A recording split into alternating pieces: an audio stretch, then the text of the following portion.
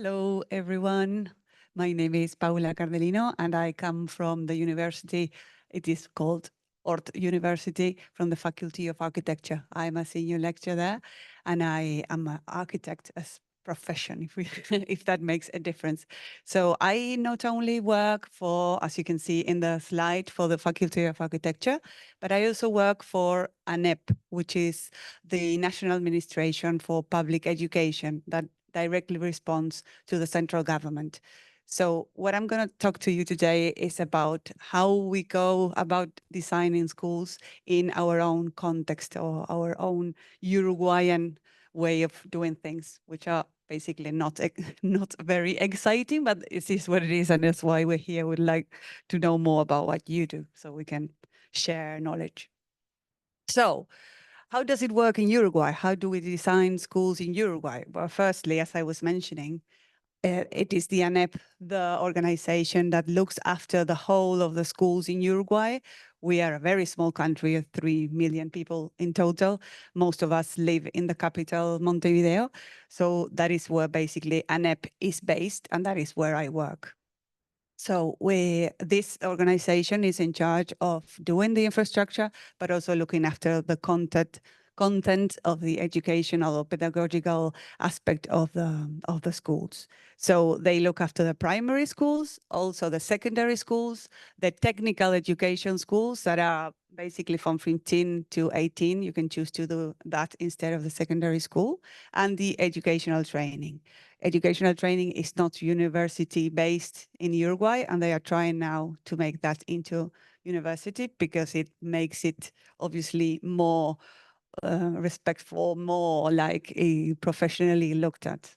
So this is what the infrastructure area or department looks after all these schools. They are basically 3,000 schools, minus or plus some more. These schools are looked after the infrastructure sector directorate with loads of architects working there. But also we are quite lucky to have the World Bank also funding some of these projects. So we have new schools being funded by the World Bank. So this World Bank has a sector that works within ANEP. And this is for the primary education, for secondary education, technical education, and educational training is the Inter-American Bank, the development bank that looks after many of the schools in Uruguay. And that is where I am based now. I was appointed as a infrastructure coordinator. So it was basically looking after introducing innovative ideas or ideas that could be more linked to the education that is now looking after the ANEP. So now, very recently, this whole area or this whole department has gone through a very, very big transformational educational process that brings many different aspects to the change in the schools, the educational bit, but it also has a definite impact on what the infrastructure will look like, which is something that we are making sure that that comes across as something very, very important. So this educational transformation is basically transforming the way we are now looking at the schools in terms of content, and moving more into competences and project-based learning, which is quite common here, but it's not that common in Uruguay.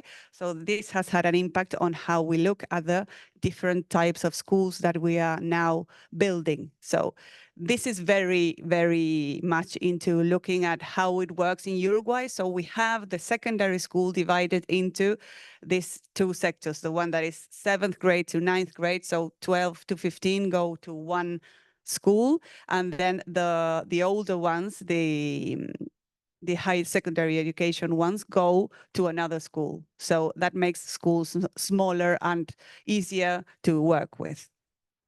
So we now are moving into full-time schools. Before that, children would go from 8 till 12 and go back home. And then other children would come in the afternoon to the same building with a different head teacher, with different teachers, with everything very different. So now we're moving into trying to get this more children that are more maybe in deprived areas or in areas that need more support. We're trying to move them into extended time classrooms or full-time schools where they get food as well. But that is very new, and we have to build loads of schools because we haven't got enough space, and the dining room and the kitchen. So these changes are not new in other parts of the world. So basically very rapidly looking at how this have impacted in other places. We have the European Commission talking about 21st century skills. We have the well, I'm going to say it in Spanish, OECD, also organization talking about student agency, co-agency, etc. So all these aspects have not only impacted on Uruguay, but there are examples somewhere else. So we're trying to learn from those other examples. And David Litt has talked about this in 2012, talking about that this shift in paradigm education has had an impact also on the schooling, on the conception of schooling. So these demands on changing how we do education have definitely got an impact on how we design schools. So now this is the school I was studying for my PhD, very traditional school, very, normal school in Uruguay. And we're trying to move this into this very different conception of what the education or the pedagogy would look like inside that building. That is not an example from Uruguay. Unfortunately, that is something that I wish for, but it's not there yet. So what is there yet is that what I'm going to show you now, if this lets me. Okay, so we move into Liceo number 69. This Liceo is based in Montevideo, the capital of Uruguay. And it's located in a very deprived area of Montevideo, where it's still very much, we're looking for these children to stay longer at the school, not go to work somewhere else, but to stay there, eat there, work with the teachers, and basically start conquering this space, spaces in terms of 3 minutes. Perfect. So this is where the school is going to be. As you might see, it is on the border of the city. We have all this green area that will eventually be urbanized, but not yet. So the school is basically being used to start building city there. This is the actual place. It doesn't look very, very inviting, but we had the idea of having this building that is, the plan we had. It was meant to be opened for the community. We had some access to the outside of the school. I'll come and this is the school finished. So as you might have seen, the building is finished, the outside is not. We are waiting for the municipality to do that bit, but it might take long. But anyway, still they are starting to use it. This has been on for the last 2 years, though it doesn't look that new. It is new.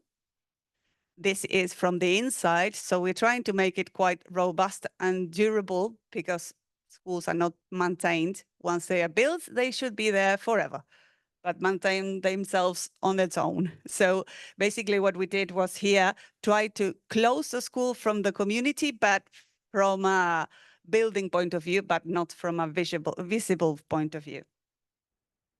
So this is taking ownership of the space. This was meant to be accessible for the children with a wheelchair, but they owned this space. Well, these are the different areas. You can see that when you have the PowerPoint, because it's not relevant. The only good thing is that everybody has a classroom assigned for them. So we don't do as here where you use different zones for different things, but we have classrooms assigned for each of the groups of students. This is, as you might have noticed, we have quite warm weather, so we don't need to close a lot of our corridors. So we're trying to make them use this corridor area for other things, but there's no furniture there. So those are the things that I'm trying to explain to them. This is the entrance to the school, where this library is meant to be used for other things. Now we had to show them how to use the library space for different things. This is also another view of the library. This looks like a classroom. Hopefully it would be a classroom, but it's a library. And this is the classroom. We're trying to make them break free from the traditional classroom mode. Of course, we gave them these different types of furniture to test how they would use it in a very different traditional way. I am almost done. But of course, they are using it in a very traditional way. So now we've instrumented co-design within the schools. This one didn't go through co-design, but now we have started to do this, and we're finding very interesting feedback from the children, from the students, and from staff, and trying to understand how to go about changing these spaces, but with their voice being considered. So very quickly, this is the school that was built looking at this co-design. This is a 3D model in this very small town near Montevideo.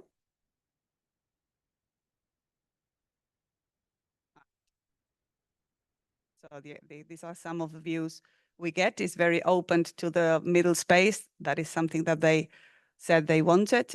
And there is also some furniture that is outside in the corridors that could be used for other issues. So next time I'll tell you when this is done and built, how it went. For now, thank you so much for your attention. Thank you.